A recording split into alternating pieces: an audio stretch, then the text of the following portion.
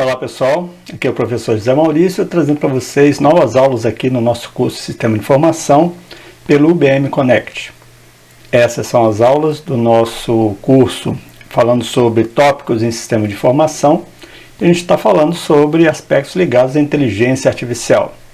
Essa é a nossa videoaula da semana 4, onde nós vamos falar sobre redes neurais artificiais. Sempre é importante lembrar vocês que o nosso material, que está em nossa sala de aula virtual, é complementado por esses vídeos e vice-versa. Então é importante verem todo o material para estarem por dentro do conteúdo da nossa disciplina. Então vamos à nossa videoaula 4. Redes neurais artificiais, ou RNAs, são modelos matemáticos que são inspirados no funcionamento do cérebro humano. Redes neurais artificiais consistem em unidades chamadas neurônios artificiais, que são organizados em camadas interconectadas.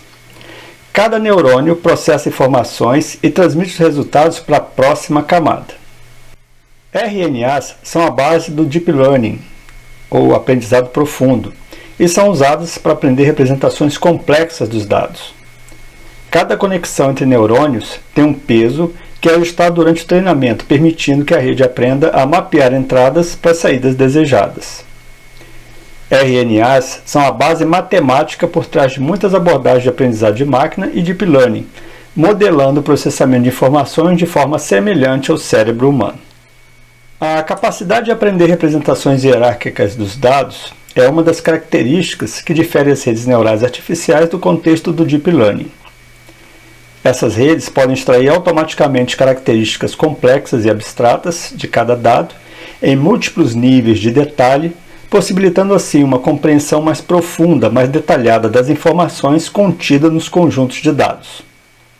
Como dito anteriormente, a unidade fundamental de uma rede neural artificial é o nó, ou neurônio matemático, que por sua vez é baseado no neurônio biológico. As conexões entre os neurônios matemáticos foram inspiradas em cérebros biológicos, especialmente na forma como essas conexões se desenvolvem ao longo do tempo com treinamento. Redes neurais artificiais representam várias camadas de unidade interconectadas, incluindo camadas de entrada, input, ocultas, hidden, e de saída, output. Cada camada subsequente trabalha para aprender representações mais abstratas das informações fornecidas pela camada anterior. Cria-se uma hierarquia de características, desde características mais simples, nas bordas ou formas básicas, e progridem para as características mais complexas e significativas à medida que as camadas mais profundas são alcançadas. Aqui na ilustração, vemos o fluxo entre entrada, as camadas ocultas e a saída. A camada de entrada é a primeira camada da rede e corresponde à interface entre os dados brutos e o sistema. Cada unidade dessa representa uma característica dos dados de entrada. As unidades da camada de entrada não realizam processamento. Simplesmente, elas passam os valores de entrada para as camadas subsequentes. Por exemplo, em uma aplicação de reconhecimento de dígitos escritos à mão, cada unidade na camada de entrada pode representar um pixel na imagem. As camadas ocultas estão localizadas entre as camadas de entrada e as camadas de saída. Cada camada oculta ela é composta por unidades que processam as informações recebidas das camadas anteriores e passam esses resultados para a camada subsequente. Essas camadas são ditas ocultas porque suas operações internas não são diretamente observáveis. O aprendizado ocorre através da interação dos pesos das conexões entre as unidades. Em redes neurais profundas, podem existir várias camadas ocultas, permitindo que a rede aprenda representações mais complexas e hierárquicas dos dados. A camada de saída é a última camada desse modelo e fornece as previsões ou saídas finais. O número de unidades na camada de saída geralmente corresponde ao número de classes em tarefas de classificação, ou ao número de dimensões na saída desejada em outras tarefas. As unidades na camada de saída podem usar funções de atividades específicas dependendo da natureza daquela tarefa. Por exemplo, uma tarefa de classificação binária, zeros e uns, a função de ativação pode ser uma sigmoidal, enquanto em tarefa de classificação de multiclasse, a função softmax é frequentemente usada. Entre as aplicações de redes neurais artificiais, temos uma aplicação bastante corriqueira que é em visão computacional, onde as RNAs podem começar identificando bordas nas imagens, depois combinar essas bordas para detectar formas e, finalmente, reconhecer um objeto por inteiro. Outra aplicação, no processamento de linguagem natural, as camadas iniciais podem aprender sobre palavras individuais, enquanto camadas mais profundas podem compreender relações semânticas entre as palavras e até mesmo contextos mais amplos de frases e parágrafos.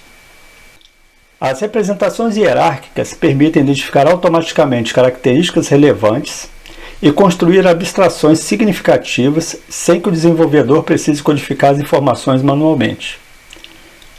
RNAs podem aprender a partir dos próprios dados, tornando-se altamente adaptáveis e capazes de lidar com informações complexas e variadas.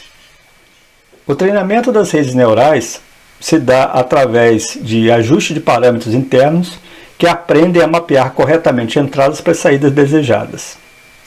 A eficácia do treinamento pode influenciar diretamente a qualidade e a capacidade do modelo final. A escolha de algoritmos de otimização, tamanho do conjunto de treinamento, arquitetura da rede e prevenção de overfitting requerem cuidado e experimentação. O overfitting citado aqui, ou sobreajuste, ocorre quando um modelo se ajusta excessivamente aos dados de treinamento, capturando não apenas os padrões subjacentes, mas também o próprio ruído ou variações aleatórias presentes nesses dados. Isso acaba resultando em um modelo que tem um desempenho excelente nos dados de treinamento, mas não se sai tão bem em novos dados, porque ele não generaliza bem. O modelo decora os dados de treinamento em vez de aprender padrões gerais. Porém, um modelo que memoriza os dados de treinamento não é útil na prática. As redes neurais também necessitam de treinamento para o aprendizado de padrões complexos. Elas são capazes de aprender representações complexas e abstratas dos dados. Durante esse treinamento, eles ajustam os pesos das conexões entre unidades para capturar nuances e padrões sutis dos dados, permitindo que o modelo identifique relações e características que sejam difíceis de programar manualmente. Também temos a generalização, onde o treinamento deve permitir que o modelo generalize bem para novos dados não vistos anteriormente. O treinamento eficaz ajuda a controlar o equilíbrio entre a captura de detalhes dos dados de treinamento e a capacidade de generalização para novos dados. Também durante treinamentos, espera-se adaptação a dados variáveis. Dados do mundo real são frequentemente ruidosos, incompletos e sujeitos a mudanças. Redes neurais treinadas adequadamente são capazes de se ajustar às variações, mantendo sua capacidade de realizar tarefas corretamente. Também visamos a automação na extração de recursos durante o treinamento. Em vez de depender de recursos projetados ou extraídos manualmente, as redes neurais podem aprender a partir dos dados brutos. Isso economiza tempo e esforço, permitindo que os modelos explorem automaticamente as características mais relevantes e discriminativas dos dados. Temos aí também a figura do backpropagation, ou Backward Propagation of Errors, que é um algoritmo fundamental no treinamento das NRAs por meio do aprendizado supervisionado. É a base para ajustar os pesos das conexões entre as unidades da rede, permitindo que a rede neural aprenda a mapear entradas para as saídas desejadas de uma maneira bem mais precisa. O backpropagation envolve o cálculo e a propagação dos gradientes de erros de previsão da rede a partir da camada de saída em direção às camadas anteriores. Isso é feito usando o gradiente descendente, um método de otimização que visa encontrar os pesos que minimizam a função de perda, representando a diferença entre as previsões da rede e os valores reais de saída. O processo de backpropagation pode ser dividido em 4 etapas: forward pass, cálculo de erro, backward pass e atualização dos pesos. É repetido iterativamente para múltiplos exemplos de treinamento, até que a rede neural alcance um nível aceitável de desempenho ou até que uma condição de parada seja atingida. Durante o processo, a rede aprende a ajustar seus pesos para reduzir o erro de previsão e, consequentemente, melhorar suas habilidades de generalização. o Forward Pass, durante a etapa de Feed Forward, que é a passagem direta, as entradas são propagadas pela rede, passando pelas camadas intermediárias até chegar à camada de saída.